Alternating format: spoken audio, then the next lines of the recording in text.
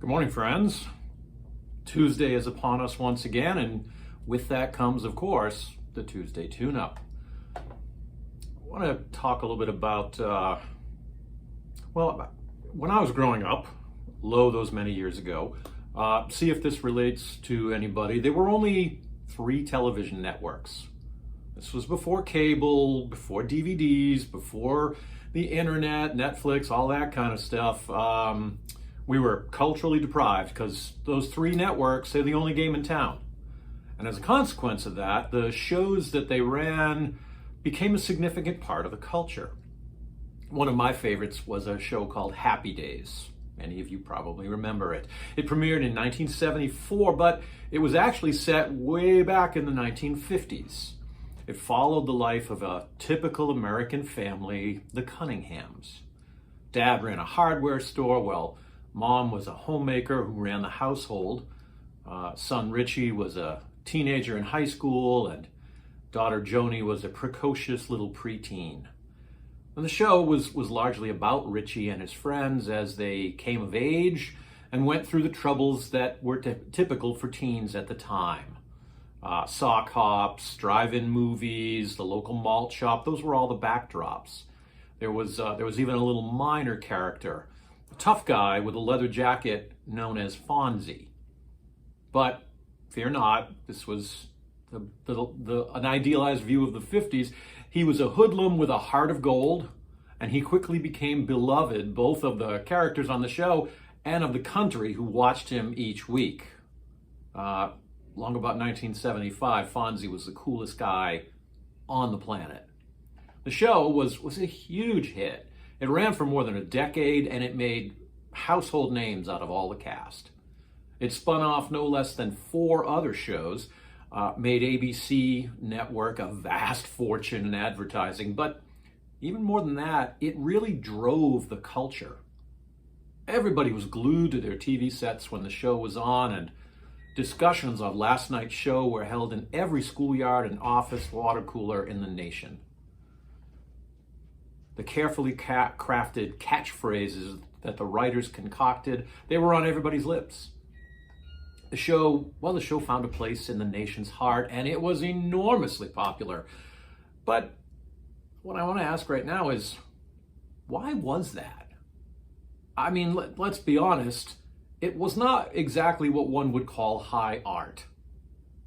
It was funny, true, but it really wasn't as funny as some other shows. So what was it that made Happy Days so dear to people? Well, let me remind you that the show premiered in 1974, which means it was written and developed along about 1973. So here are a few of the events that took place in the world in 1973. The Vietnam War was still going on despite seemingly endless peace negotiations. The Supreme Court overturned a state ban on abortion in the Roe versus Wade case. That one is, of course, back in the news. IRA bombs exploded in Whitehall and Old Bailey in London. A political scandal that was called Watergate, probably heard of that one, well, it was in full swing. And that was going to culminate with prison time for some and the resignation of the President of the United States. A 71-day standoff took place between federal authorities and American Indian activists who were occupying the reservation at Wounded Knee, South Dakota. The Yom Kippur War began, becoming the largest Arab-Israeli conflict of its time. OPEC doubled the price of crude oil, leading to the country's worst gas crisis in history. Well, that wasn't until gas got to $5 a gallon, but that's just yesterday. So, doesn't sound like those were exactly the best of times. No, it really wasn't. The early 70s were a time of great strife and turmoil in the world. So then, is it any wonder that a show like Happy Days became so popular?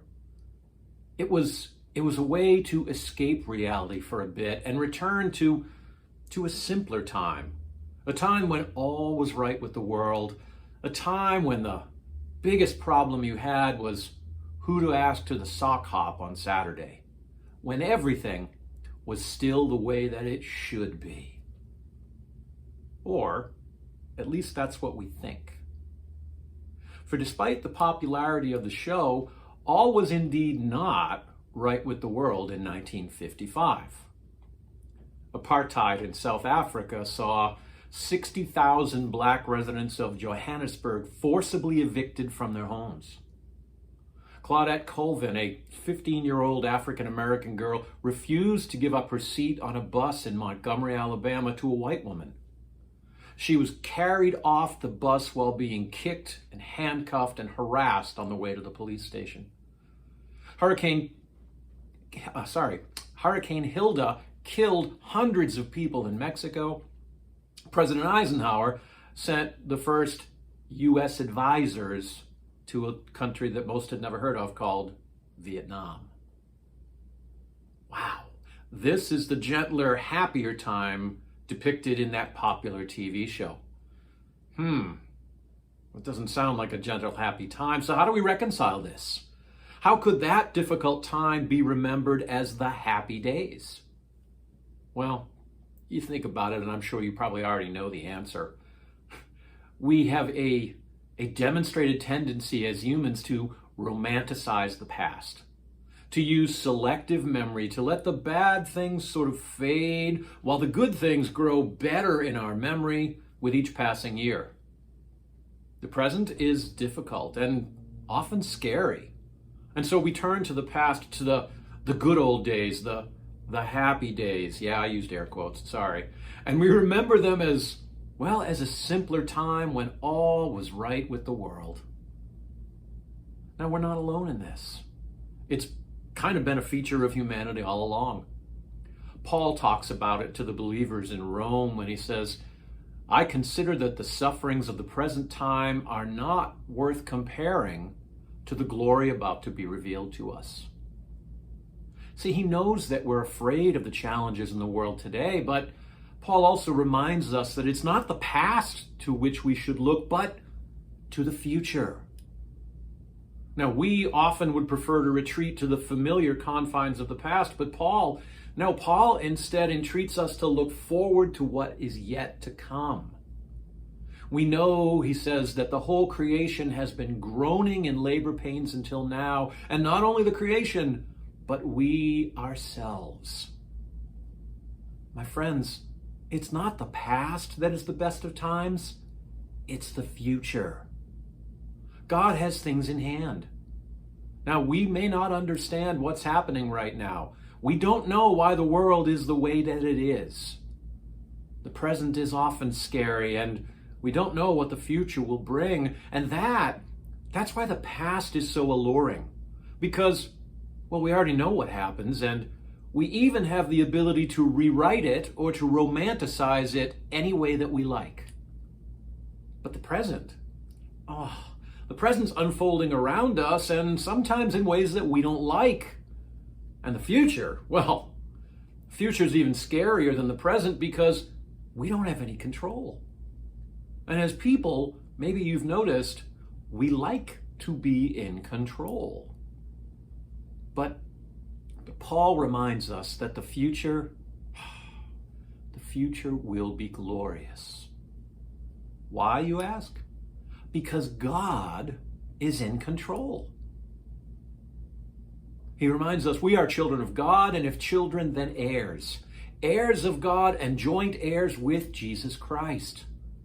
We have nothing to fear, for just like Jesus, we have become children of God. And so the future is nothing to trouble us, for we know, my friends, that it is in God's hands. So, does that mean that we can simply sit on our hands and wait for God to make things right? Sorry, it doesn't work that way. Christianity is not a spectator sport.